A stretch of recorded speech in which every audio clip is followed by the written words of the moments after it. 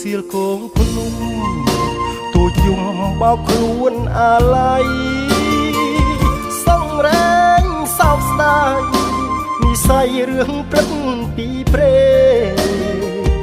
រឿងខ្ញុំគឺរឿងពិតរែងពិតរែងចំបែខ្សឹបខ្សួលម្នាក់ឯងគិតវែងគិតរកតែថ្លៃ